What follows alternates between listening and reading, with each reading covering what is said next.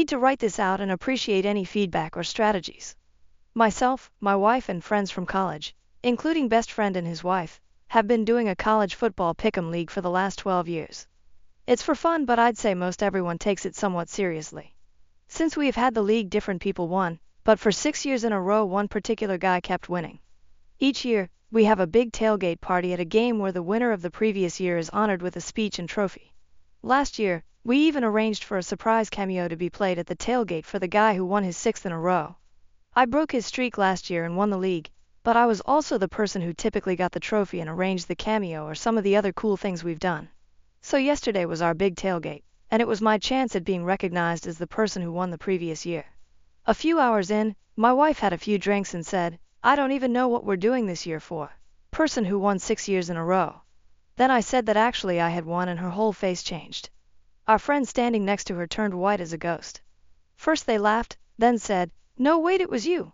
I realized that until that moment it hadn't occurred to them, or anyone, to do anything. There was no trophy, speech, anything.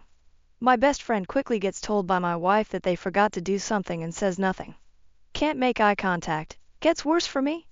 After it sets in, I'm in the bathroom an hour later. I walk out and some people start clapping, because my wife had awkwardly arranged for the crowd at the party to do something. It's worse, because the guy who won 6 years in a row and had been a recipient of some cool stuff is laughing hysterically that everyone forgot to do anything. I'm just sad. I don't really want to talk to my wife. She gave me a very short apology this morning and offered sex to cheer me up. Made it worse. Drove 6 hours home crying here and there, wondering how a group of people I love and care about would drop the ball. Sent a text out to some saying how shitty it was to be forgotten. Sucks. I'm sure tomorrow I'll be less sad. Relevant comments. Comment 1. You're the planner. You're the one that keeps people together and makes sure no one or thing is forgotten. So when you don't do all the work, no one else does. It's really crappy they forgot to celebrate your win. You deserved a hurrah and they let you down. Really sorry, OP. Congrats. Comment 2. They did drop the ball, and then handled it really inappropriately. Sincere apologies were needed ASAP, and then making it up to you. I'd truly join another league just to take your mind off it and detach a little from that scene. Even if they don't do celebrations, you're the planner of the group that still isn't cool. I hate football, but this got me worked up. Comment 3. Everyone likes to accept rewards and praise, but not everyone likes to return the favor. OP went out of their way to make sure whoever won had a good time and felt special, for 6 years, and got nothing in return when it was his time to shine. And to top it off, his wife is trying to downplay it and act like he's overreacting. Feels bad. Least they could do is apologize, especially the MF who laughed after OP is the one who made his win special in the first place. Comment 4. Next time your wife is upset, offer her sex to cheer her up. Comment 5. This isn't stupid at all. You're validated in feeling how you do, and it's shitty as fuck that your friends and wife didn't recognize how important this was to you. I totally get it. It isn't about fantasy football. It's the pretense of the entire situation. Honestly, if it were me, I would tell my friends via phone call or face-to-face, not text, and tell them how it made you feel unappreciated as a member of the friend group, as well as how it hurt how they reacted after realizing you were the winner. Not because it was over a game of fantasy football, but because this is clearly something you all put effort and emphasis into for multiple years, and there's no excuse for just brushing you off. I would also tell your wife how it made you feel with offering sex. Sex isn't something to be rewarded or withheld, and that set off smoke alarm bells for me personally. You deserve to be surrounded by people who appreciate you the same way you do for them. This isn't something to accept. It's important that you say something.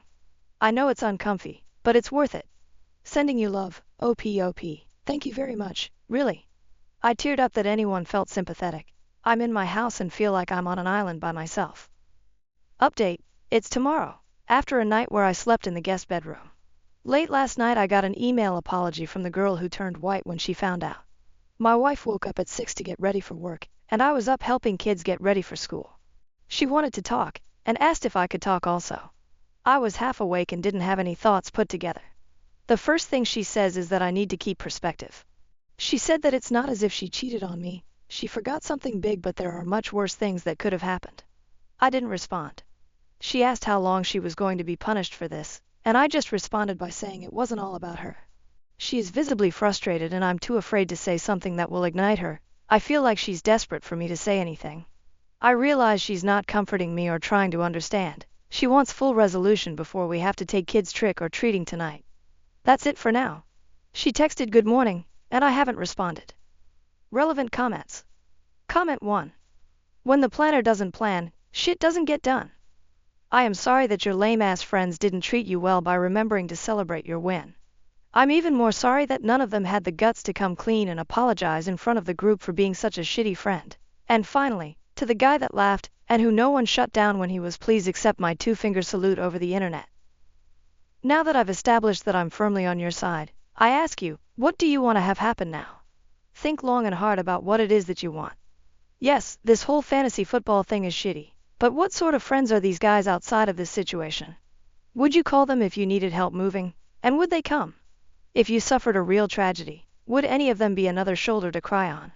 If you have kids, or were to have kids in the future, would you invite these people to be a part of your child's life? If these people are merely the college fantasy football bros, then maybe you need to consider letting them all go. You've devoted considerable time and effort and maybe money into making these events fun for them, but when the time came for them to return the favor, they didn't care enough to get the job done. I don't blame them for not being more sincere in their apologies on the day this all went down. By your account, they were all caught flat-footed, and it's hard for most of us to admit our mistakes and apologize properly when we're still processing what an asshole we've been. Have any of them reached out since? Only you can decide how much these people mean to you and whether you want them in your life going forward. If I were you, I would write a huge screed about everything I'd done for the group over the past years, trying to make this event a yearly spectacle. I wouldn't cuss or throw around insults, but I would make it very clear to everyone that this event is so much fun every year because of my hard work. Then I'd end it with how disappointed I was that none of them saw fit to return the favor when I was the winner.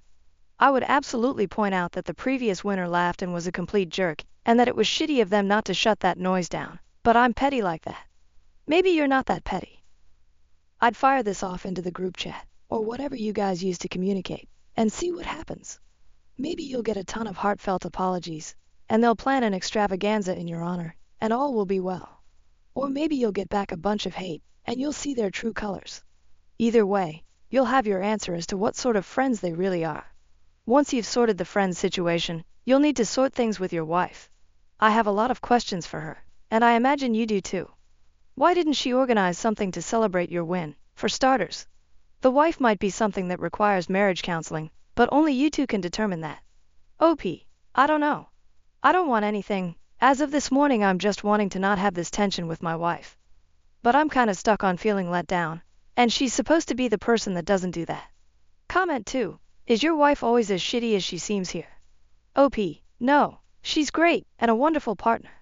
But one major part of her personality is that she hates any feeling of having done something wrong. It's like she becomes a different person. Comment 3. So, bad sex and a weak apology is how she makes up for it. Comment 4. And then getting upset at OP for feeling hurt and making it about herself. I'm leaving my boyfriend after 2 years together because of his prenup demands. Why I chose to walk away from a relationship that felt one-sided. I'm 34F, breaking up with my boyfriend, 34M, because of a prenup. I've been with my boyfriend for about 2 years. Everything is going well and we love each other. We've been discussing marriage and he mentioned he would not marry me without a prenup. We discussed this in detail, and I did not like what he proposed. His family owns a lot of property, land, and has lots of savings. After marriage, he wants me to move into one of the houses his parents own. I told him I'm uncomfortable building a life and a family in a house I have no ownership in, and he didn't understand. I told him I'd prefer to rent a place together, or we can live temporarily in one of his parents' houses and look at property together, but he refused. He said he liked the houses his parents and he already owned.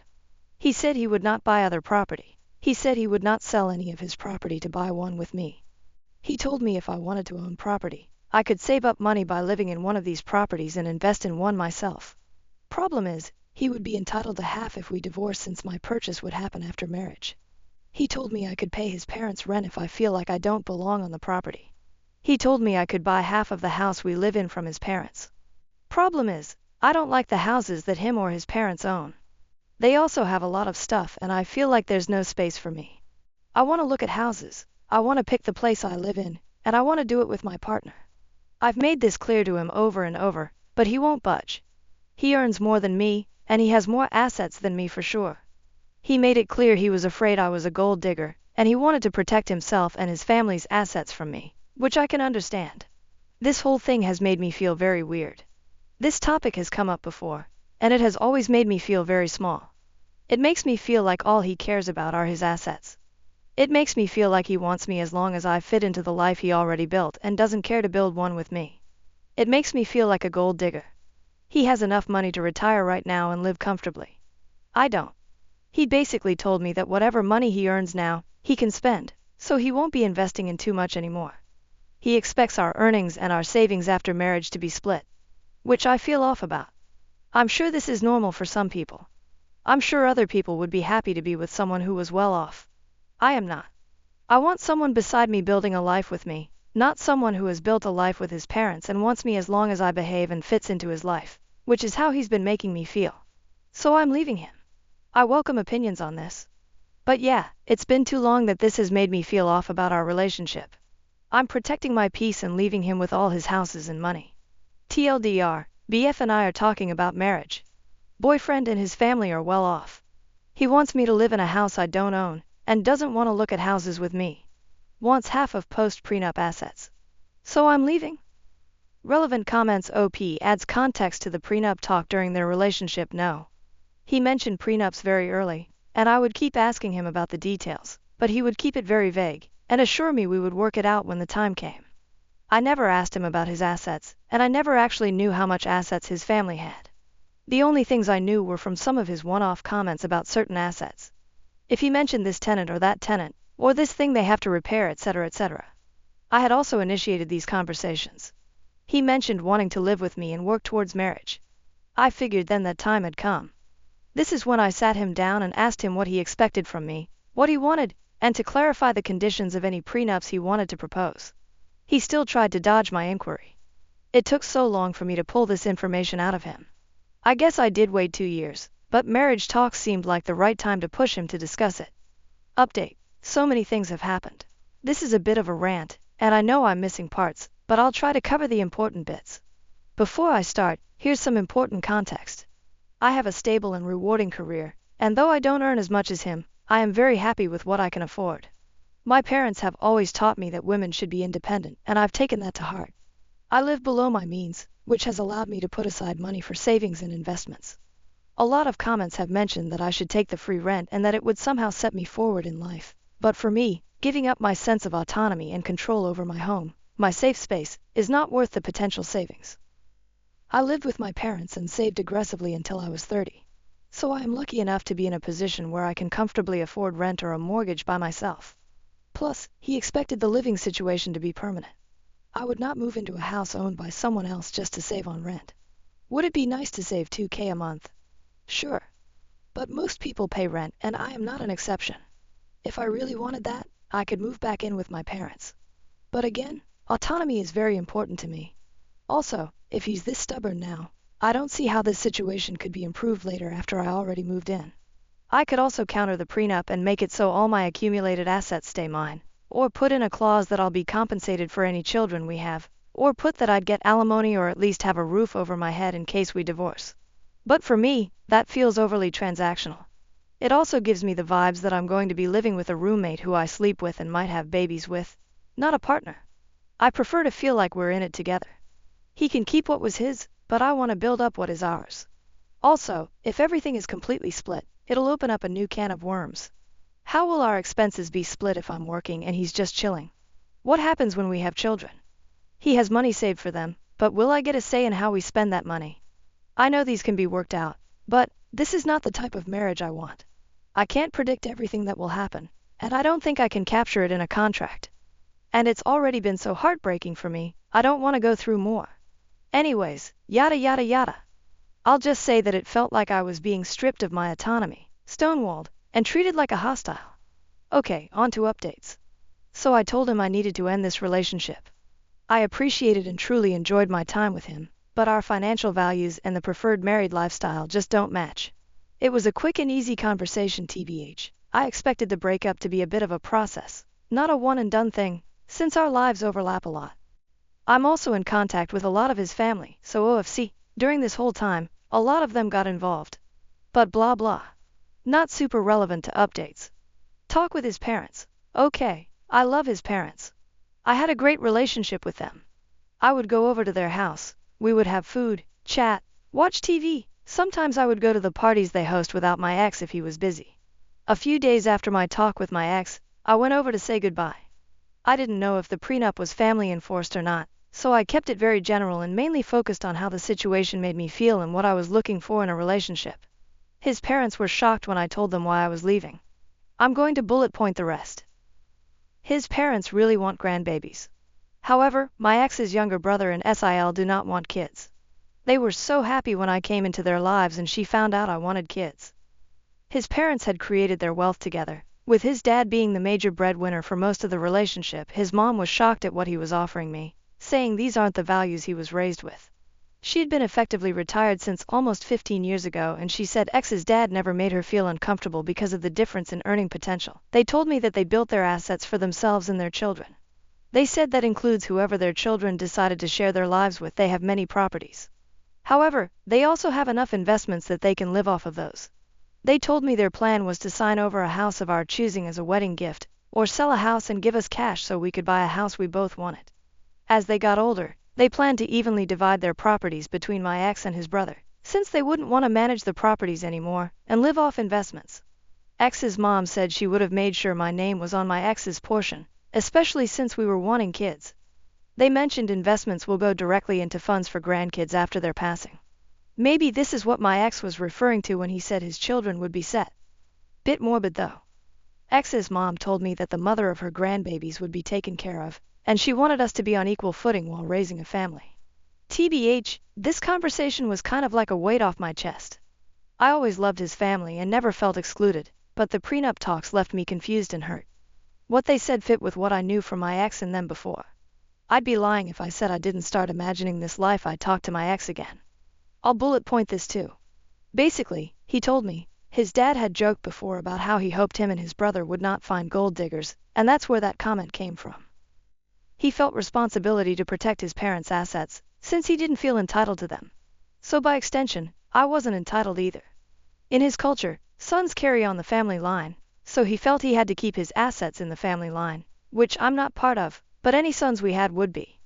Most of the assets he's worried about are under his parents' name, and he had never asked for their opinion on what to do. He just did what he thought he should be. He also said he isn't that well off, and that his assets shouldn't come between us. This is still confusing to me. Isn't this whole thing because he was well off, and wanted to hold on to what he had and not create a shared lifestyle? I think maybe he meant he didn't own much, and most things actually were under his parents' name. He felt he was punching above his weight with me, and was scared I would leave him. He was afraid I was with him because of his finances, since that was the only thing he had more of, whereas he said I am intelligent, hardworking, beautiful, blah blah. He was scared about moving forward with the relationship, but instead of communicating, he became defensive. To me, it seems like he said and did things because he was feeling deeply insecure. He had made a couple passing comments before about me being more beautiful than him, or how I'm more hardworking, etc., but I had always taken them as compliments, not self-deprecating comments towards himself. He's such a caring, funny, and intelligent person, just in a different way than me. Also, I know he's not as confident as he comes across, but I had no idea that his insecurities ran this deep. He also apologized over and over about how he didn't mean to make me feel like an outsider to him and his parents, and insisted that he wanted to share a life with me. He said his insecurities and fear got the best of him, and he didn't handle it well. He had taken advantage of my patience and lashed out because he felt inadequate and scared. It broke my heart, because I think all this could have been avoided. We've been through this song and dance before many times, where he would feel some sort of way, then act out as he's processing it. Until now, I always stay through it and we move on. But it's never gone on for so long. But I guess the issues we've faced before were smaller compared to mapping out our whole lives. I've pushed him to seek individual counseling and we've attended couples counseling together, but I can't force him to sit and identify his emotions or employ the tools we were taught. The prenup conversation happened over a long period of time. He had so many chances to pump the brakes and reflect on what he was saying, and simply just listen to me. But he didn't. He then sat in front of me saying that everything he said before was not what he meant. He said he would be happy to take care of me and our future kids. We could buy a house together, or rent if I wanted to. because now he wasn't scared about creating a life together. Completely opposite to everything he had been saying. But how unsettling is it that he seems so completely comfortable and confident in the hurtful words he previously said, and was okay with placing me in a very unequal position in the relationship. Despite me continuously trying to articulate what I wanted, and how he was making me feel, he didn't even consider my side. Over months. I know I have a good deal with what his parents are offering, and I know him and I get along super well. But I'm not marrying his parents. I can't have his mom with us during every argument or life decision we take. Thinking back, I can count on one hand where we've run into issues, and he was able to address it without acting up.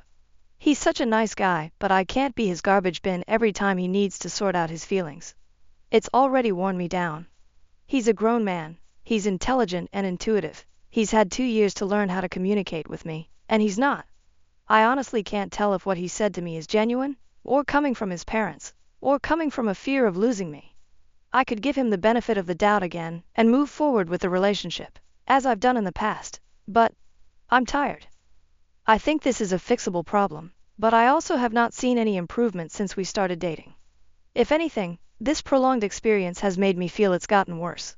I will not make the mistake of investing in a man because of what he could be instead of who he is. If the last few months are a testament to how he handles stressful situations, I can only take things as they are, and assume they won't change. This whole thing has left me sour. I don't need too much, but I do expect to be treated with love and support, even during times of disagreement. I cannot just forget the feelings and words I've felt and heard over the last couple of months. I can't just unhear and unknow that he is afraid I'm a gold digger. That was just one of many comments that really hurt me. I think life will have a lot more ups and downs, and I cannot imagine what kind of difficulties we will face if this is how we communicate, even after identifying it and working on it in therapy. For these reasons, I'm still choosing to walk away. Very different from leaving because of a prenup, but it is leaving nonetheless. And TBH, this hurts more. I know it will hurt for a while, but I pray I'll be avoiding heartache and complications in the future. Who knows? If it was meant to be, maybe we'll find our way back. For now, I've told him and his family I need space and time. I know that it seems like I'm giving up a lot, but there are things I can't put in a post. I actually wrote the above quite early.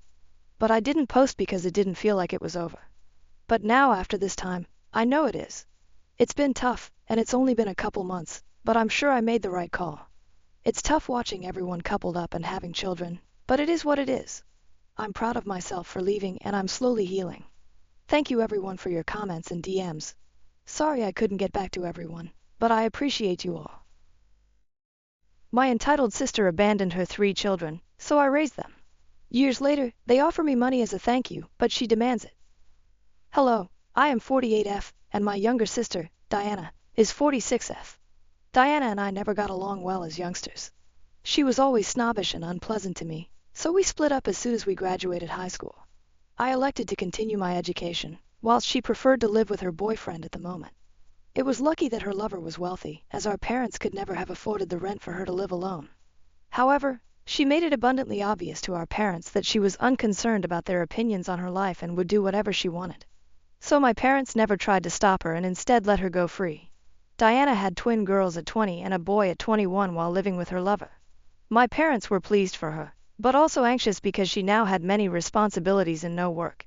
She was wholly dependent on her boyfriend's money to support her lifestyle. Diana never married her partner, which I believe was a mistake because she would have been entitled to alimony if they split up. They had to part ways after Diana discovered that he had been cheating on her. Thankfully, he provided the child support she was entitled to, but he chose not to be a father and signed away his parental rights. The girls were 3 years old at the time, but my nephew was only 2. After that, my sister was fully on her own and required all of the assistance she could get to maintain herself. Despite our sour relationship, I chose to assist her, primarily owing to pressure from our parents. At the time, I made a respectable living, but it wasn't enough to sustain all 4 of them. However, my parents and I gave a tiny bit of money each month, and they were able to make ends meet. She struggled for the first several months because she lacked a degree and work experience. She had to start at the bottom and work her way up, which forced her to dedicate a significant amount of time to her employment in order to grow rapidly. But this was difficult because she also had to consider her children, and she couldn't simply leave them at home. Hiring a babysitter was a possibility, but it was prohibitively expensive, so she was forced to rely on me or her friends. Our parents were also working and contributing financially to aid her, so they were unable to stay at home with the children. I was in the same predicament. She didn't have any friends who would take on the duty of minding her children while she worked because they all had their own lives and occupations. As a result, she was limited to minimum wage positions that allowed her to work flexible hours and return home quickly. This allowed her to avoid paying the babysitter to stay with her children for an extended period of time, which would have been prohibitively expensive. This condition persisted for a few years, and I believe Diana began to despise her own children because she saw them as hurdles to her success. She said that they were the only things preventing her from moving forward. I would pay her a visit on occasion, not for her sake, but for the sake of the children, to make sure they were doing well. I didn't have a nice connection with her, but I wasn't ruthless enough to let innocent children suffer because of their mother's poor decisions. So my parents and I would check on the kids on a regular basis. They were always complaining about Diana's mistreatment of them. She would chastise them for minor infractions and strike out at them simply for being children and trying to have fun. It was a dreadful existence for all of them, and I hoped I could help them by removing them from that place and keeping them with me, but I couldn't because she was the rightful parent and I had no legal authority over them. Furthermore, she received child support from her ex and was doing her best to make ends meet. I felt awful for her, but even worse for the kids. Diana started seeing other men, which made things considerably worse. Every time a relationship failed, she blamed her children. She was convinced that once her partners discovered she was a mother of 3, they would abandon their relationship with her. I believe it was because she never mentioned her children during the early stages of dating, only bringing it up after a month or two, which appeared dishonest. I tried several times to explain this to her, but she was convinced that she was being rejected because she had children. She kept teasing them about it, reminding them of how their father had abandoned her and threatening to leave them as well if they didn't behave. The children were scared of her, and their childhood was defined by their mother's narcissism. This continued for years. Several times, I considered taking the kids and fleeing with them, but I couldn't. I could not petition for custody or denounce her because, while her actions were wrong, they did not justify taking the children away from her. So the scenario remained, and the kids were simply grateful to have me in their life. My parents were too elderly to be their pals, but I was always there for them when they needed it. They could never tell their mother about their issues, but they could always go to their aunt, which they did. Whenever they had problems with school, academics, or even Diana, they would come to me, and I appreciated their trust. It's no surprise that when they turned 18, they decided to leave their mother's house and move in with me instead. Now that they were no longer children, they could select where and with whom to live, and they chose me. Diana was clearly dissatisfied and had a lot to say. She stated she had squandered 18 years of her life raising these children, only for them to abandon her in the end. She was really unpleasant about it, telling me that if I had wanted to raise her children so badly, I should have stepped in sooner rather than taking over after the work was basically done. I wanted to tell her that she hadn't actually raised them. They had basically raised themselves because she was usually at work or out on dates with guys who eventually dumped her after discovering she had 3 children. She had no idea what her priorities should be, and it was clear why things turned out as they did. The children selected the person who had genuinely been there for them over the person who had always tortured and reprimanded them since she couldn't find anyone and was miserable in her life. It was evident that she had no idea she was harming them because she was suffering herself. However, I did not want to rub it in her face because I knew it must have been unpleasant for her, which is why she was lashing out at me. So I kept my mouth shut and that was it. After that, we didn't really communicate. Her children opted to leave her and live with me. Diana also chose to cut ties with all of us and cease speaking to anyone, including our parents. This was weird because they had done nothing to deserve it. I believe the fact that they hadn't chosen her side against me when my nieces and nephew opted to live with me irritated her, so she cut them off as well. It's been 7 years, and they're all doing well now. I don't know what Diana has been up to, but I know her children are doing well. My nephew attended medical school and is now a pediatrician. One of my nieces has a degree in literature and is now a teacher, and her twin sister has a hair shop. I assisted all of them in obtaining business loans and financed them to the best of my ability. I'm very proud of them because they've gone a long way from their previous home. They are now living apart. They only stayed with me for 4 years, and even then, it wasn't really like they were living with me because they were generally away at college and only came back on occasion. I believe they didn't want to return to Diana's home, where they didn't feel wanted. It's been 2 years since they all moved out, and I'm very thrilled for them. I never expected anything in return for what I did because I truly believed it was the right thing to do. They were just kids, and no matter how bad things were between me and my sister, I could never be callous to them. I've always had a soft spot for them, especially since I've never had kids or married. It wasn't my cup of tea, but for them, I wanted to be there as a parental figure because their father wasn't around, and, well, we all know who Diana was. They needed someone, and my parents were too old for the position, so I stepped forward. That is all I did. I never anticipated anything in return, but I am grateful that they are the type of children who think I deserve a gift of appreciation for what I done. Even though I don't believe it was something that required compensation, I appreciated their gesture. About a week ago, I celebrated my 48th birthday with my friends and family, including my nieces and nephew. I had a great time, and my nephew was kind enough to organize everything for me. Despite my desire to pay for everything, he insisted on covering the costs because he is now earning enough money to do things for me and display his appreciation. After the party, the three of them sat me down to talk.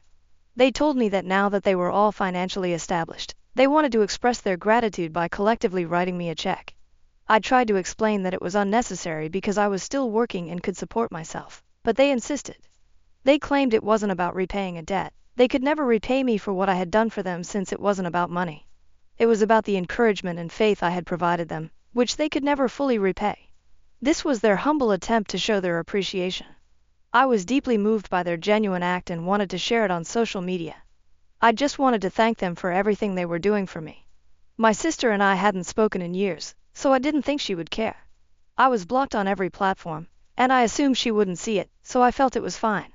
Diana had never followed up with us or inquired about her children's well-being after they had left home. Granted, it was they who broke up with her first and moved in with me, but that was her fault. The least she could have done was show interest in their lives and try to be a mother figure to them in order to make one for her faults. But, to be honest, she didn't seem to care about the loss of communication, so I figured she was all right. Anyway, following that post, I received a reply from her a few days ago. I wasn't expecting it because, as I indicated, we hadn't spoken in 6 years. However, I should have predicted that as soon as she realized her children were financially secure, she would start sniffing around like a bloodhound, trying to figure out how much money she could obtain from them. In her reply, she stated that she had seen my post and wanted to talk about her children. She recognized that she had made mistakes in the past and had not been a good mother to kids, but she felt compelled to give herself another shot. She claimed she had missed them a lot over the previous 6 years. I'm not sure how much truth there is in that statement because if she truly missed them, she could have contacted me at least once. She asked me to speak with her children and help bridge the gap between them, as they respond well to me. The timing was strange, so I ignored her message. However, when I failed to react, she called me in the evening, and I snapped. She insisted that I assist her in reconnecting with her children, but I refused. I was quite aware that she was merely pursuing their money, not because she truly cared about their well-being. If she truly regretted what she had done, she would have contacted them directly rather than talking to me. She couldn't let go of her pride and ego for a single second. She still expected her children to contact her, despite the fact that she was the one who had made a mistake. It was amazing how entitled she was. She tried to dispute with me, arguing that she wasn't pursuing their money and that it was offensive for me to suggest so. I assured her that I was not implying anything. It was so obvious. I felt appalled and repulsed by what she was doing. She then accused me of stealing everything from her, claiming that I had already stolen her children and was now stealing her riches. I informed her that I didn't need the money and was originally hesitant to accept the check, but now I was going to take it all because she didn't deserve it. Now she's crying on social media, telling everyone what I said and attempting to make me seem bad. Some of my relatives say I went too far with what I said, that I'm greedy, and that I owe her an apology, which is absurd. That is why I am here to inquire if I am in the wrong for telling my sister that she does not deserve the money that her children have decided to give me. Update. As some responses advised, I recounted the situation with my nephews and nieces. They informed me they had heard about it from a few of relatives and had considered speaking with me but had not had the time. However, after I called them over and discussed it with them, they informed me that they believed I did the correct thing. My nephew was open about his views, stating that he had never considered of his mother as a maternal figure throughout his life. He always blamed me because she had never been there for him, and my niece agreed. He'd always been the most outspoken of the group, so it was predictable that this was all coming from him. My nieces were too emotional to speak, but he was quite angry and upset. He explained that Diana only spoke to me since she had never done the basic minimum for them. This was despite the fact that she was receiving child support from their father. And even then, she would humiliate them and make them feel horrible for merely existing, which was not their fault. They believe I did the right thing and have informed me that they will not contact their mother, regardless of what happens. They also believe that I should stand up for myself and explain my side of the story online now that Diana has decided to speak negatively about me on social media. They believe that this is the most effective approach to convey the message, therefore that's what I'll do. I'm delighted they opted to take my side in this because my parents are staying out of it and have stated that they don't want to get involved. Diana never spoke to them after her children cut her off, which I find unusual. My parents' polite approach to this problem strikes me as unusual, given that they have not communicated with Diana in the last 6 years. I was disappointed, but at least my nieces and nephews support me. Now many people have asked me why I did not petition for custody and have the children taken away from Diana if I knew she was a bad mother and was mistreating them. I mentioned in my piece that, while her actions were wrong, they did not constitute torture, abuse, or neglect. She was constantly harsh to them and wasn't emotionally present for her children. So while I could have filed for custody, it was quite improbable that I would have gotten the children into my care. Courts typically encourage families to keep together, and in this case, they had already lost their father. Their father had abandoned them, leaving them with only their mother as a biological parent. Naturally, the court would want the family to stay together. I knew that if I filed a petition against her or took legal action against Diana, she would ensure that I never saw them again. She would make certain that she took the kids far away from me. It was already improbable that I would have been able to take kids away from her and obtain full custody, so this would have put them in a dangerous situation. This is why I decided to play it safe by staying in touch with them and being available for them at all times. I'm not sure if it was the correct thing to do in the long term, but at the time, it seemed like the only option. Maybe there were other ways to deal with it, but it was all I could think of, so I did what I believed was right. It was difficult for me, and for years I debated whether I should file for custody or have kids taken away from her and rehomed, but there's no telling what might have occurred, and I figured it was better for kids to stay with their mother and maintain touch with me and my parents than risk anything in this circumstance. I hope this answers the questions most people had for me. Maybe I came across as the evil guy for what I did, but I don't care. I know the kids are doing well in their life, and I did everything I could to keep them happy and safe. I was always there for them, therefore I don't feel guilty about anything. Update 2. It's been a week since Diana's message, and I've received a lot of phone calls today from family and people who have spoken with her. They were pointing out my mistakes and scolding me. It was getting really tiresome, and I was swamped with work, which is why I hadn't been able to post sooner. But today, I decided I'd had enough. After a brief talk with my nephew and nieces, I decided to finally make a post that shared my side of the story as well as, in some ways, theirs. I don't think anyone in the family realized how much those kids had been through as children. How many taunts they had to endure every day simply because Diana opted to become pregnant early and drop everything for her boyfriend at the time. Even after that, she continued to blame others for her own actions and attempted to appear as if she was doing everything in her ability to do the best for her children. But, in actuality, she was never present for them. Since she was telling everyone that I had stolen her children from her and was now stealing a fortune from her, now that her children were doing well financially, I felt people deserved to know the truth, not just her twisted version of events in which she was the victim rather than the person who tormented everyone. They had already judged me for a variety of reasons since they only knew her side of the story and sympathized with her. But in reality, I deserved to share my side of the story, as did her children. So I typed everything up a few hours ago and published the post.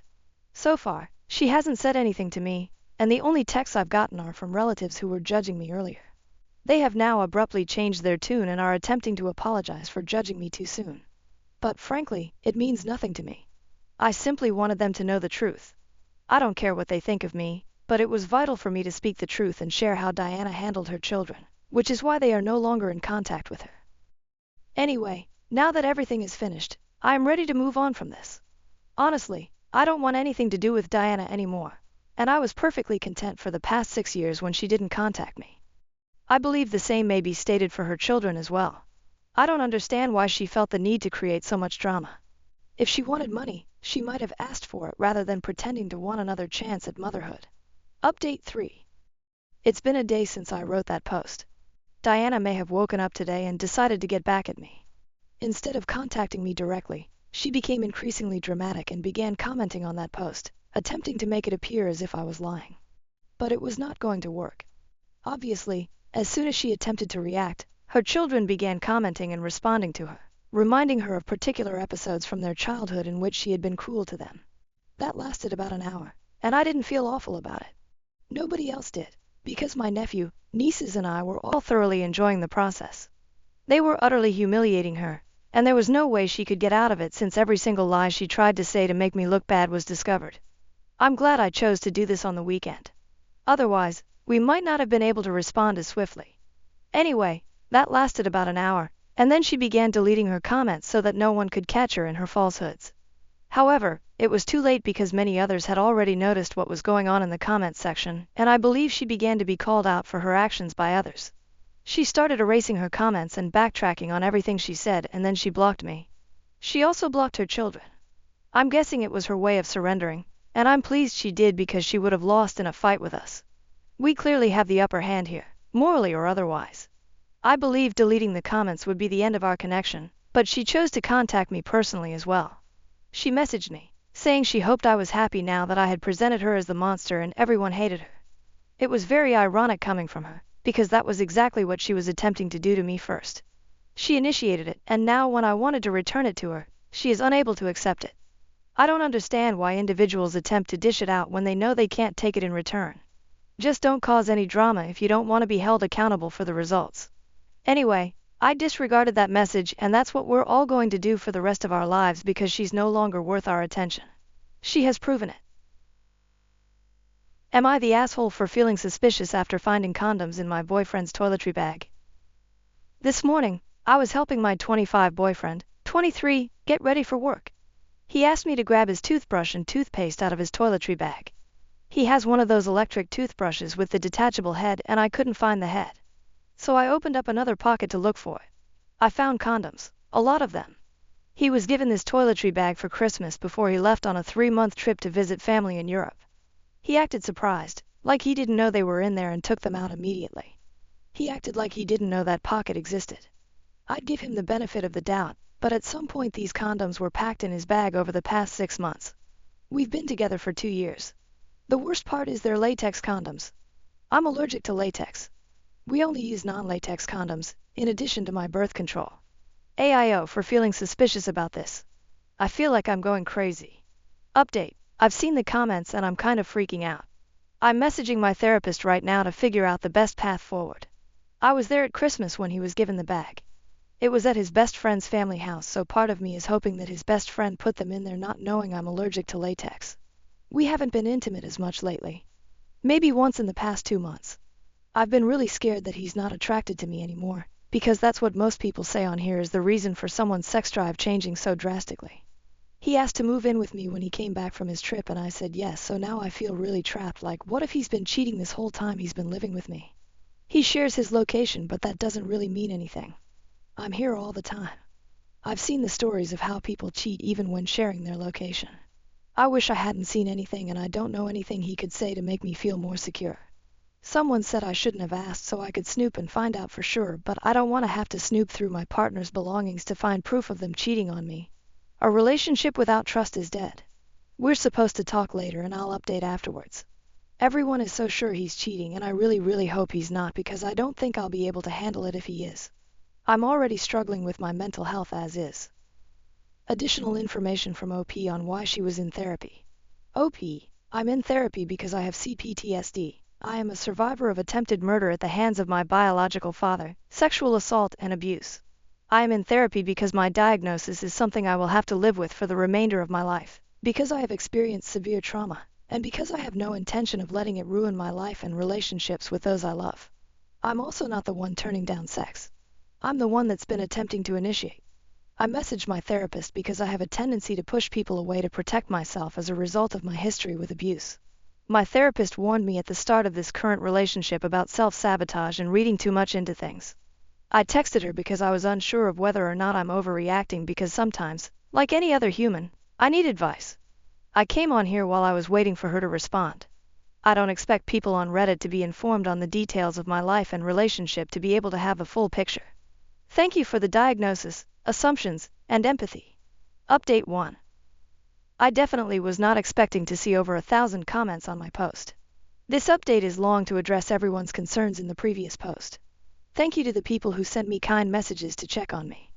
I'm not sure what the people who sent me messages trying to fuck me were expecting aside from getting blocked.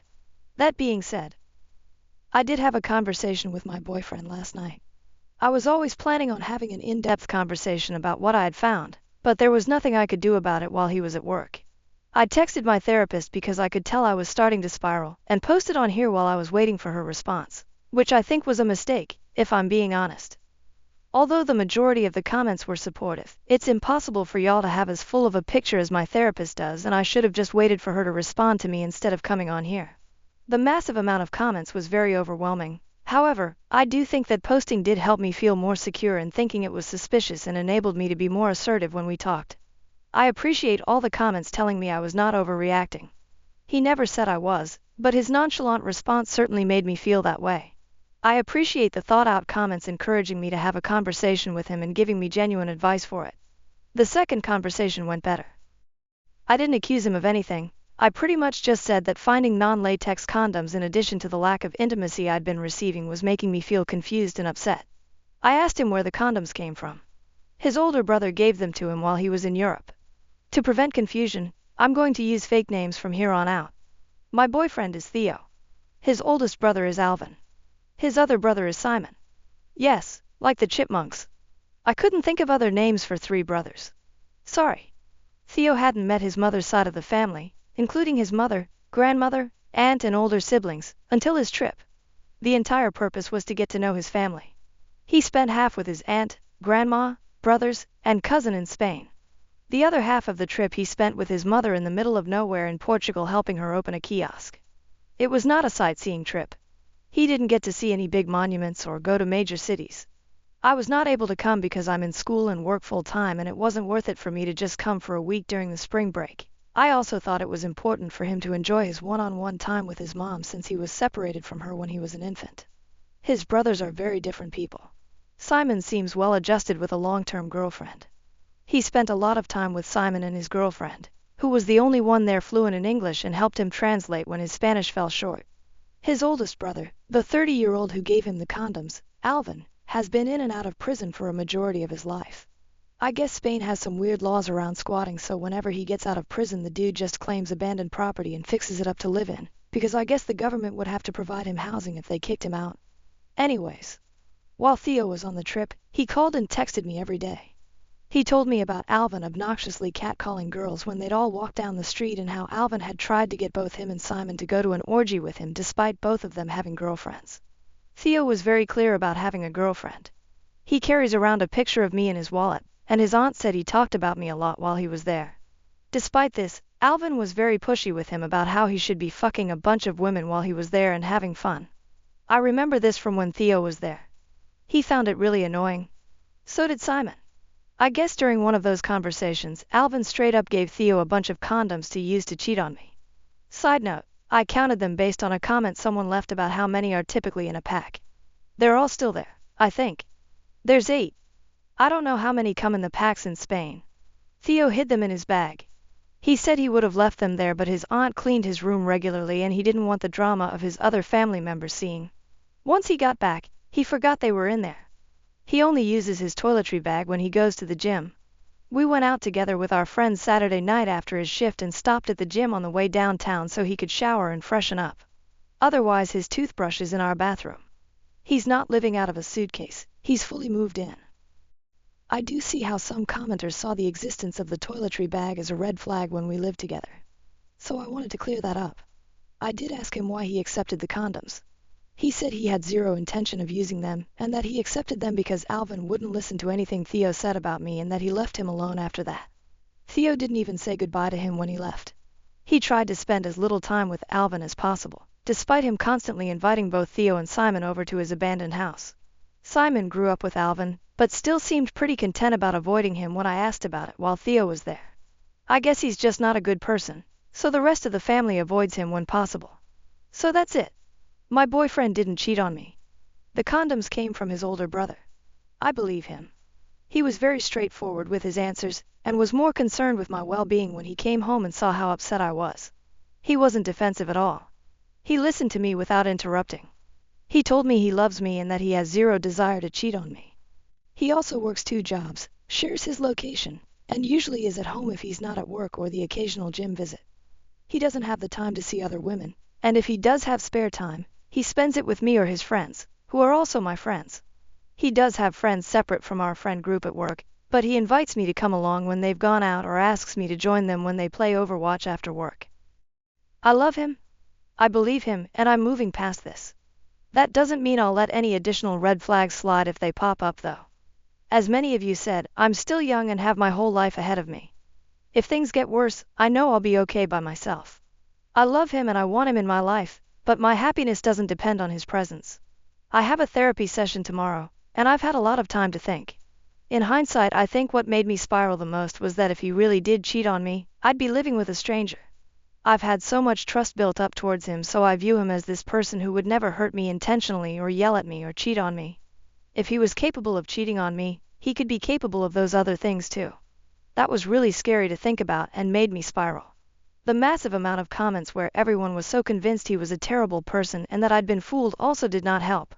I felt like I had no idea how he would react towards me if it was true, and I was very, very scared. As soon as he came home, I felt very silly for feeling that way. He's nothing like my ex. He's never given me a reason to be afraid of him. I shouldn't have let comments on the internet freak me out so bad, and I definitely need to take some time away from Reddit. I hope I addressed all the concerns in the comments. Thank you for all your help. Thank you for listening. For the commenters who had questions regarding our sex life and relationship in general. When he first came back from his trip and moved in, things were normal and we both had high sex drives. Things started slowing down pretty drastically over the past couple of months. We've talked about it prior to me finding the condoms. We both acknowledge that it's an issue and that we're at an age where our sexual activity should be at its peak. He says he doesn't know what's wrong. He's embarrassed because he's attracted to me and doesn't understand how he can have a gorgeous girlfriend and lose his sex drive. His words, not mine. He has an appointment next week to get his hormones checked and has been looking into getting a therapist of his own in case the issue is mental and not physical. It's still difficult to not feel insecure when I try initiating and he's not in the mood, but he still makes an effort to show affection in other ways. Our current level of intimacy isn't ideal, but I don't think it's a lost cause as long as we're working towards a solution together. We have date nights every week. I'm very supportive of him spending time with his friends, and he does the same for me. We live together, but no one is clingy or codependent. We do check in with each other to see how we're feeling about the living situation since it is somewhat new and we're still figuring out how to divide and conquer with household tasks. I'm a full-time student and I work full-time. He works 2 jobs. We both contribute equally, and do our best to make time for ourselves and each other despite our busy schedules. I have 14 credits this summer and barely exist outside of work and school, lol. For the commenters who had some things to say about me having a therapist or mental health issues, I try my best to ensure that I am my main support system.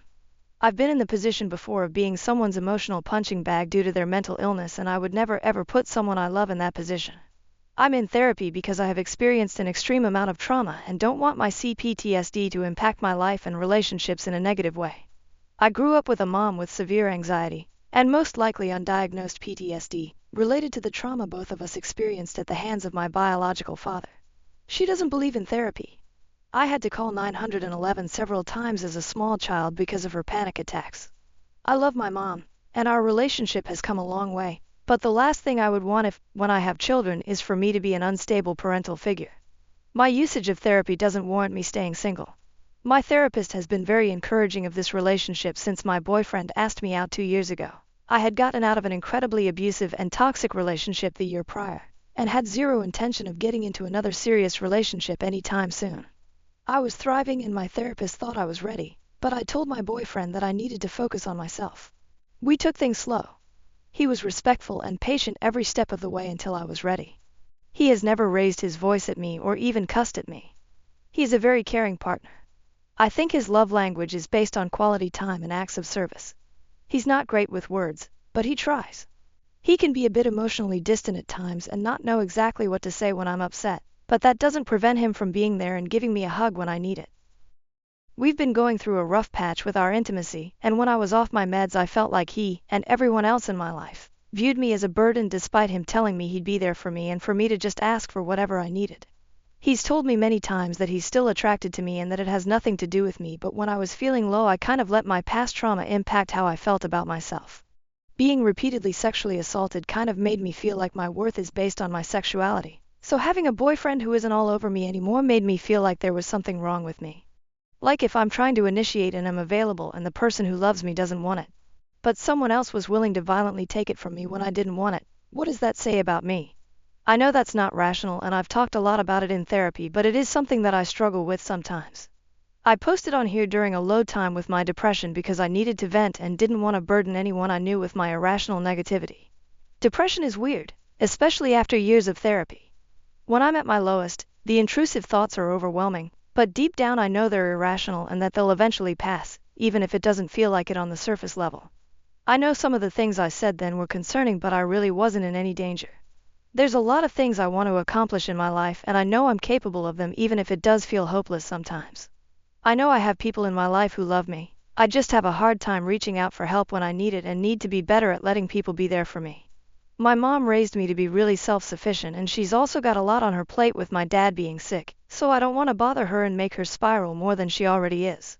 I've been set back a lot with my education because of all the stuff I've been going through, but I know I have a bright future and that I should be proud of myself for making it this far. I am back on medication and am increasing the frequency of my therapy appointments from once a month to every other week. I was doing well before I went off my meds, so I'm doing my best to get back on track. Sorry for rambling. I know I don't owe anyone an explanation of my mental health here, but I know some people were worried. I'm okay. I'm going to be okay, with or without my boyfriend. My mental illness does not prevent me from being a loving and supportive friend and partner. Using therapy doesn't make me a weak person incapable of standing up for myself and making decisions. Update 2. I'm low-key regretting posting an update at all. I don't know why the opinions of strangers bother me, but it's kind of annoying that so many people didn't read the entire thing and just said I wrote all that to convince myself. I wrote that a full 24 hours after I had my conversation with him and debated posting anything at all because I figured people would be convinced he cheated regardless of anything I had to say. It's detailed because so many people had different things to say about different parts of my original post. I thought if I just posted his brother gave him the condoms, people would say that was a vague answer. Of course it feels like a complex story to someone who never heard about his trip, but the only thing I didn't already know was that his brother had given him condoms. His trip was a shit show. He was on the phone with me every single day telling me about it and fell asleep on the phone with me 99% of the time. He wasn't going out at night, he wasn't partying. Half his trip he spent with his estranged mother and her crazy racist abusive boyfriend who kept accusing him of stealing and saying wild shit about how he couldn't believe my boyfriend would sleep with an *****er like me. I had to talk him down on the phone to keep him from freaking out and endangering himself because he had no way of getting home if his mom's boyfriend kicked him out. He already got abandoned in a random town in Portugal by them for like a full day and a half at one point. I'm not surprised the condom slipped his mind. If he hadn't maintained constant communication with me while he was there, I'd be more suspicious. If he hadn't told me about all the other crazy shit his brother pulled while he was there, I'd be more suspicious. If he had gotten defensive at all, I'd be suspicious. He didn't lie to me. He didn't know they were there. The bag has 1,000,000 pockets and he only really uses one of them. The pocket seemed empty from the outside. He forgot he stashed them there. People seem so sure that I'm this naive, spineless person when I'm not. If you'd read what I said about my mental health, you would know I already have a tendency to be hyper-vigilant about red flags and be avoidant to protect myself. I don't like being vulnerable. I don't like depending on other people. I mentioned my boyfriend never yelling or cursing because I've quite literally never witnessed him get angry. The most upset I've seen him was when he was trying to defend me while he was in Europe. He's probably the most calm, stoic person I've ever met. I love that about him. I love him. I trust him. Also, his last serious relationship ended with him catching his ex in the act of cheating on him. She had mental health issues and responded to being caught by attempting to kill herself by walking into traffic. I know some internet troll is going to say that's another far-fetched story, but I know it's true. His best friend's mom, who is basically also his mom, pulled me aside when she met me and told me that she was glad he found someone that makes him so happy after everything he went through with her. I don't think he would cheat on me after going through something like that. He's a really good person. He's fully capable of being a support system for me. I just was afraid to let him because I didn't want him to feel like he had to worry about me or take care of me the way he did with her. That's not healthy though. I'm trying to be better at trusting people when they say that they want to be there for me, and that includes him. We met at school. He sat behind me in class so he couldn't even really see me. When I asked him later what most attracted him to me, he said that I was well-spoken. My appearance was just a bonus. I don't want to sound conceited, but there is rarely a time when I'm in public and I'm not approached by someone who wants to catcall me, compliment me, or ask me out. I was almost kidnapped twice as a teenager. I hate being approached. I hate being asked out. I turned down every other person that approached me at school trying to hook up or ask me out. But when he did it, he was so nervous and respectful and he felt different somehow, and so I said yes. On our very first date, he took me to an art museum. We went to an amusement park after that. He followed that up with a picnic under the stars where we spoke for at least 5 or 6 hours about our lives and what we wanted in the future. It felt scary at the time because it was the best date I'd ever been on in my life and I didn't think I was ready for anything serious, and he came along and made me feel so comfortable and at ease. We both come from emotionally volatile parents and are trying to do our best not to become them. We connected right away, but I still wanted to take things slow. It took 6 months before I was ready to make things official. During that time, he made it clear that I was the only one he was interested in. He detailed my car multiple times, brought me flowers, got my cat little holiday-themed bandanas. He bought me vinyls of albums that he noticed I listened to in the car. He did all of this without expecting anything in return, and still does these things to this day. He's trying to learn how to braid so we don't have to get my hair done anymore. When he moved in, he organized my whole closet without me asking because he remembered me complaining about it and wanted to take something off my plate. He saw I've been wanting a Gustav Westman mirror for a while and built me one. With his hands. Took me to Home Depot and let me pick out the color I wanted for it and everything. He treats me like a queen. The only rough patch in our relationship has been over the past couple of months when our intimacy decreased, but I have faith things will get better. Finding those condoms freaked me out, but I'm over it now. It's been resolved. If you can't see the value he adds to my life, that's your problem. I'm happy. I'm not responding to any more comments about it. I appreciate everyone that was supportive and recognized the effort I've put into my emotional regulation. I'm going to take a break from Reddit and enjoy the life I have. A stranger on the internet messaged me to let me know that my boyfriend and I are all over a couple swapping site. Threw away, because all of my friends know my main goal. And I'm sorry if the grammar in this post is all over the place. It's late here and I'm kind of freaking out. For the sake of privacy, I'm going to call my BF Ryan, and the guy who messaged me Craig. Background: been with Ryan for 6 months. The relationship is fun and great. Now let's just get straight to it. I was browsing social media before bed when Facebook alerted me that a non-friend was requesting to send me a message. Curious, I opened it and was greeted with a shock. He stopped replying after my second question. Craig. So, heard that you two are into couple swapping, etc. LOL me. What? Craig, y'all are all over a site for that. Not trying to be a creep at all or odd about it. This would be our first time doing anything like that. Me, can you send me screenshots of that stuff? Sorry if I sound rude. I don't think you're creepy. It's just that as far as I know, my partner and I aren't on any sites for swapping or anything else sexual. Ryan isn't picking up his phone. It's late. I think that someone might have taken our images and put them on some sort of sexual meetup website, and I have no clue what the etc. entailed. And since we were contacted by a man in his 30s, the site must say that we're older than the 18-19-year-old kids we are. I'm also scared because Craig's profile says that he is from the same city that Ryan and I are from, so whatever site we're on has our relative location on it. Maybe Ryan has something to do with it. I want to know how I should proceed from here. Please help. A stranger approached me for a couple swap and alerted me to the fact that my BF and I are all over a swinger site. I don't know how to proceed. Update 1. So after posting this last night, I was exhausted and fell asleep. Craig messaged me again a half hour ago and then stopped responding. I'm hoping for screenshots soon. Craig. Sorry I was asleep. I'll try to find that stuff. My wife and I deleted our profile. Me. Yeah, sorry about this mess. IDK how this could happen unless there were bots or my BF was trying to cheat on me. Craig. No, he wasn't trying to cheat. The profiles had both of you. At this point, I'm afraid it's Ryan. I don't want it to be. He won't answer my text. Update 2. Thank you to everyone who has responded. Something I didn't make clear in the original post is that the first message from Craig was from early January. I hadn't seen it until last night because my Facebook settings have it so I only get alerted to messages from people who aren't my friends, nor have I been given permission to talk to me when I'm in the app or on the website. Last night was the first time I had gone on Facebook in about a month. At this point, I'm just waiting to hear back from Ryan still. I'm leaning towards Craig as just some creep, but Ryan's silence is becoming increasingly worrying. I still am going to check swinger sites to make sure none of my pictures are being used. I will update again when this is all figured out.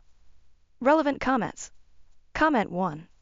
As a couple that regularly participate in swinging sites, this kind of shit is incredibly common. A guy derives pleasure from sexual chat and fantasizes about either participating in threesomes or engaging in partner swapping. So he'll create a profile without his SO's knowledge and pretend to be swingers so he can chat with real swingers. It's incredibly frustrating as real swingers, and incredibly common. They are pretty easy to figure out after some experience also. The way it normally happens is we start chatting with a couple. After a couple days, we realize that we have only communicated with the male half. We ask for the two women to voice verify via phone or Skype so we know both couples are who they say they are. Dude ghosts or deflects back to sex talk. Reverse image search often leads to their FB profiles. Or searching their email, or their names and location. Regardless, it's easy enough to find them since most guys that do this aren't exactly careful. At that point, a decision is made. Either we're pissed off enough at the dude that we'll contact his SO over FB and rat him out, or we just make a note and move on. We actually busted my cousin's best friend's fiancé doing this. Tracked down the asshole's FB profile, found he was a mutual friend with our cousin, and then found he was engaged to cousin's best friend. As we suspected, she didn't know he was doing this. So as a couple who have been on the other end of this, we're leaning towards your BF being an asshole rather than this being a scam. OP. How should I approach him about this? I don't have any evidence besides the messages from Craig. Comment 2. It is difficult. He has the trusty fallback that real swingers keep in our pocket if anyone were to stumble across our profile on a site. Oh shit, someone stole our pics and made a fake profile. And yeah, it never happens. If people steal pics, it's not vanilla pics from Facebook. Unless you two are Ken and Barbie with very racy pictures on FB, your pics weren't stolen. So you need cooperation from Craig. You need to know which site he found you on. Create a fake profile on that site and find other profiles in your area. Chances are you will stumble across the suspected account. Also browse the MW4MW ads on Craigslist and see if any of the pics or descriptions match you guys. But really, without Craig's help, there's nothing you can do besides snooping on internet history on all PCs and phones. Hopefully Craig will cooperate. Swingers are big on honesty and consent. It's what differentiates us from cheaters. So hopefully he'll give you the details out of a sense of morality. There is always the chance that this is an innocent mistake. Maybe he tracked down the wrong person by mistake. But honestly, we've lived this exact scenario 3 times in the past year alone. It's very, very common for men to catfish couples. When we were new in the lifestyle and didn't know any better, we even had a few "my wife can't make it tonight. Do you mind if it's just the 3 of us?" attempts. OP. Yeah, none of my pictures on Facebook even show my body in any capacity. Only my face. Comment 3. Without evidence, all you can do is tell your BF what happened and gauge his response. Without assistance from Craig, you have nothing to go on. I just hope your BF doesn't have nudes of you, because we've been sent countless nudes of wives and girlfriends by catfishing husbands, boyfriends. I really hope for your sake that I'm wrong and this is just a case of mistaken identity. Maybe we're just sour because it's happened to us so many times. I really hope so for your sake. But the circumstances sound just a bit too familiar. Final update. Thank you so much again. All of y'all have made this day easier. Also, I want to mention that I hope I never came across as shaming the swinging community. All of y'all from that community were so kind and helpful, and my problem with all of this wasn't that the concept of swinging was scary, just the fact that my information and photos were being used without my knowledge. So let's get to it. Ryan ended up texting me that he wanted to see me. I got a bad vibe, so I asked him to call me instead. You all were right. It was him. Apparently the fantasy of swinging was a special kink for him and he used those sites to masturbate. I couldn't find the profiles on any sites because he had listed our ages as 23/24 and I had been searching for couples 18/19. Craig couldn't find our information because when Ryan received my text last night he went into damage control mode and deleted everything. He had used inappropriate photos of me to lure people into chatting with him. I'm young and relatively attractive, so I guess I was a good bet. I threatened to call and tell my dad, who is a sheriff, about all of this if he doesn't take down all of it. I'm meeting him at a coffee shop tomorrow to look through his phone and laptop to ensure all my photos are gone. Needless to say, we're done. Craig said he was sorry and that he didn't want to speak with me ever again. And that him and his wife only were interested in swinging because they thought Ryan and I were hot. I still don't know how the fuck he found me on Facebook, and he stopped responding. So I blocked him. Today was kind of a shit day. Relevant comments. Comment 1. OP. I read your updates and I am so sorry that this has happened to you. Needless to say that I think it was very good that you so firmly decided to not give him another chance. I just feel that I have to say one more thing. I would tell your dad anyway. Even if Ryan shows you an empty phone and an empty laptop, you have no idea if he's made a backup somewhere, an extra hard drive or a cloud service. Besides, your photos were out on the internet for God knows how long. There's a big chance that someone else have these photos on their computer now. There's a reason why posting images of unknowing participants is illegal. I recommend that you tell your dad and report Ryan OP. Yeah, I'll definitely talk to my dad. It's going to be an awkward conversation, but you're right. Ryan did something terrible to me, and who knows who else he's stolen photos from. Am I the asshole for telling my best friend I don't want to hear about her shitty boyfriend anymore? Hi Reddit, I am feeling really bad about this and need advice. I, 23, have been friends with my BFF Kayla since we were 11. She is awesome and has supported me through some really tough times, and I have been there for her through a lot of shit too. We have never fallen out, and we always supported each other. Until now. Kayla has been with her boyfriend James for just over 2 years now. I liked him at first. He was good for her. He made her happy, so I was happy. But for the last year or so, every time I have seen or chatted to Kayla, all she has done is complain about him. Some of the stuff she has told me about him is super gross, and I have lost all respect for him, and in turn, I have started losing respect for her. She has also changed a lot since being with him. She used to want to travel the world, explore and experience new things. Now she never leaves her house and wants to be a stay-at-home mother by the time she's 25. It makes me sad to see. She has lost her sparkle. It all came to a head when we went for dinner for my birthday. She spent the whole night complaining about James, as always, telling me way too much personal stuff about him, as always, and just generally moaning. It was after we had finished our meal when I finally snapped and said I don't want to hear any more about her shitty boyfriend, because everything I advise her to do she just ignores and I have nothing left to say to her. I told her she should dump him if she hates him so much, and if she isn't going to dump him then to quit bitching about him all the time because I didn't want to hear it anymore. I had had quite a few glasses of wine and was just feeling super bummed because she made my whole birthday dinner about her and her stupid boyfriend. This was 5 days ago and she hasn't spoken to me since.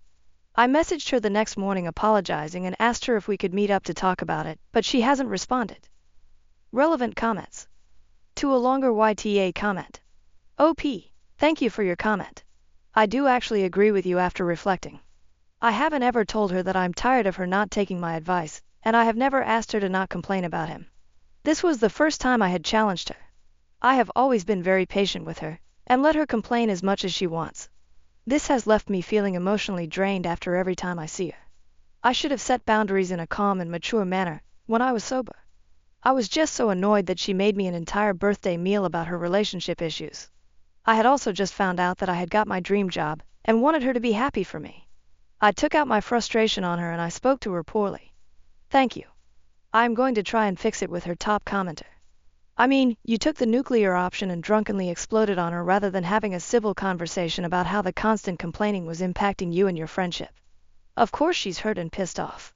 Not to say she's free and clear of taking over your birthday, but she may honestly have no idea how much she complains or how draining it can be for others.